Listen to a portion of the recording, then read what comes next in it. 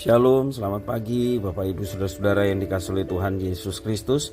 Jumpa kembali bersama saya Pendeta Eka di dalam renungan firman Tuhan pada hari ini, hari Selasa 21 Desember 2021. Sukacita dan damai sejahtera dari Tuhan kita Yesus Kristus kiranya menyertai kehidupan kita sekalian. Puji nama Tuhan.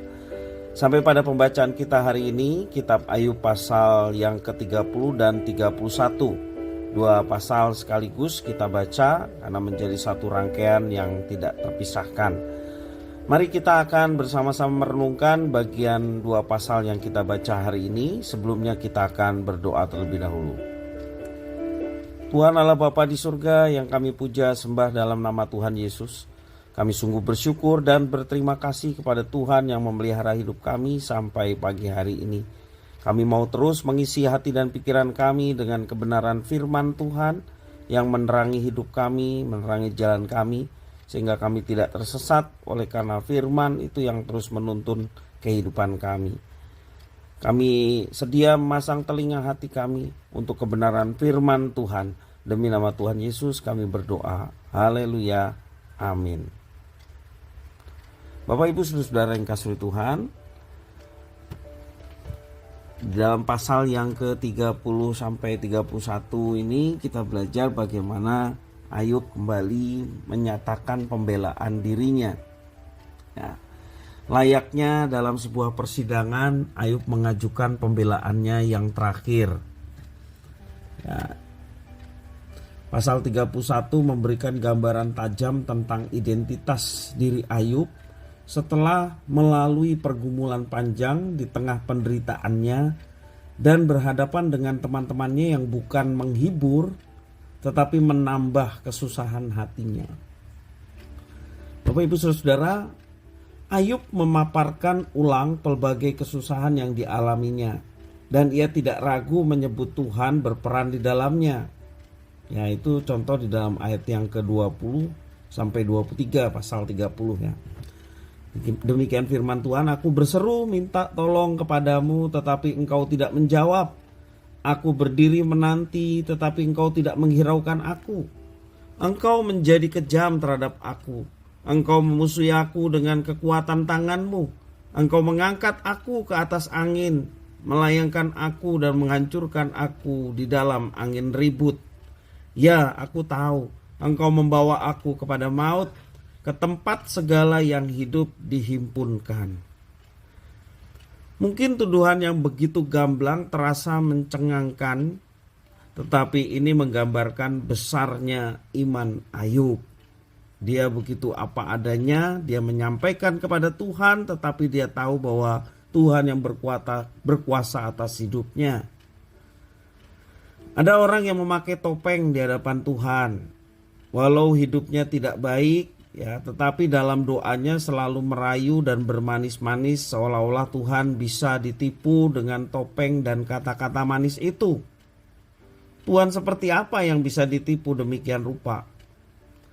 Gamblangnya doa Ayub menggambarkan kematangan iman di dalam pasal yang 30 ini. Juga di dalam pasal yang ke-31 Ayub dengan jelas membela dirinya terhadap bermacam-macam kejahatan yang mungkin dituduhkan orang kepadanya. Ini adalah satu hal yang sangat mungkin terjadi.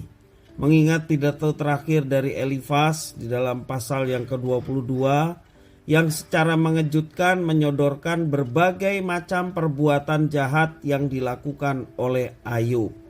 Tuduhan Elifaz seperti itu. Satu demi satu Ayub menguraikan segala tudingan negatif yang ditujukan kepadanya untuk membersihkan nama baiknya. Ini menunjukkan bahwa Ayub bukan saja bertindak baik, tetapi ia bertindak melebihi standar kebaikan yang dituntut oleh masyarakat. Contohnya, dia menjaga hati tetap bersih, mempedulikan anak yatim dan janda, beriman hanya kepada Tuhan walau dia memiliki kekayaan yang bisa menjadi andalannya, dan juga yang lainnya. tetapi dia tetap konsisten beriman kepada Tuhan. Dari sini kita mau belajar bagaimana Ayub dalam situasi kondisi apapun, apakah dia pada saat memiliki kekayaan yang sedemikian luar biasa, dia tidak menjadikan kekayaannya itu andalan dalam hidupnya. Demikian juga ketika dia sudah jatuh miskin dan terpuruk, dia tetap mengandalkan Tuhan. Bapak Ibu Saudara, ada banyak orang menjadi stres ketika kekayaannya hilang, perusahaannya bangkrut. Karena memang andalan dalam hidupnya adalah kekayaannya. Tidak demikian yang dialami oleh Ayub. Ayub tetap mengandalkan Tuhan dalam situasi kondisi apapun yang ada di dalam hidupnya. Bapak Ibu Saudara-saudara yang dikasihi oleh Tuhan, orang baik pun ternyata bisa menderita. Secara ekstrim kita menjumpai ini di dalam kehidupan junjungan kita, Tuhan Yesus. Dia adalah orang yang sangat baik. Alkitab mencatat tidak ada dosa di dalam diri Yesus. Ya, jangankan dosa dia tidak mengenal. Maksud saya jangankan berbuat dosa ia tidak mengenal. Ya, dalam 2 Korintus pasal 5 ayat 21, ia yang tidak mengenal dosa telah dibuatnya menjadi dosa karena kita. Artinya Tuhan tidak mengenal, Tuhan Yesus tidak mengenal dosa. Tetapi secara ekstrim kita jumpai bahwa Yesus mati, menderita untuk dosa-dosa kita.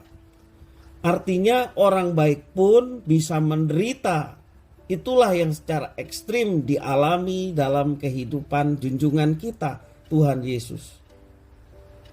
Apa yang tampak bagi mata bukanlah menjadi ukuran mutlak atas iman dan kualitas hidup seseorang. Yang terpenting adalah seperti Ayub. Apa yang terpenting? Yang terpenting adalah menjaga hati tetap murni di hadapan Tuhan. Walaupun seringkali kehidupan tidak sebaik yang kita harapkan.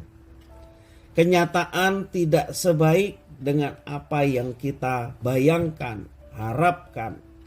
Tetapi sekali lagi mari kita tetap menjaga hati yang tetap murni di hadapan Tuhan. Kemurnian hati di hadapan Tuhan, tentu saja Tuhan saja yang melihat, Tuhan yang akan memberkati, Tuhan yang akan menuntun. Bahkan kita dibawanya ke dalam situasi kondisi yang mungkin tidak pernah kita bayangkan sebelumnya. Dan ternyata kebaikan Tuhan itu akan dinyatakan bagi setiap orang-orang yang senantiasa menjaga hati tetap murni di hadapannya. Tanpa kepalsuan, tanpa keputusasaan, tetapi dia tetap yakin akan pertolongan Tuhan tepat pada waktunya. Mari Bapak Ibu Saudara-saudara yang dikasihi oleh Tuhan, apapun yang kita pergumulkan saat ini, apapun persoalan yang mungkin belum terselesaikan dalam hidup kita, mari kita menjaga hati kita untuk tetap murni di hadapan Tuhan. Hati yang murni di hadapan Tuhan, meyakini bahwa Tuhan itu ada, Tuhan mengatur, Tuhan yang akan menuntun, bahkan Tuhan yang akan memberkati tepat pada waktunya. Yakin akan semuanya ini, maka kita akan mengalami penyertaan Tuhan yang begitu mengagumkan. Bahkan mujizatnya boleh terjadi dalam kehidupan setiap orang yang tetap menjaga kemurnian hati di hadapan Tuhan. Kiranya firman Tuhan ini memberkati kita sekalian. Mari kita berdoa. Tuhan Allah Bapa di surga yang kami puja sembah di dalam Yesus Kristus, kami sungguh bersyukur dan berterima kasih kepada Tuhan yang terus memelihara hidup kami sampai pagi hari ini. Juga pemeliharaan Tuhan melalui firman Tuhan yang boleh kami baca, kami renungkan. Mampukan ya Tuhan untuk kami dapat memahami lebih dalam lagi firman Tuhan. Kau juga menolong kami untuk kami dapat terapkan dalam hidup kami setiap hari. Terpujilah namamu Bapa, di dalam nama Tuhan Yesus kami berdoa. Haleluya. Amin.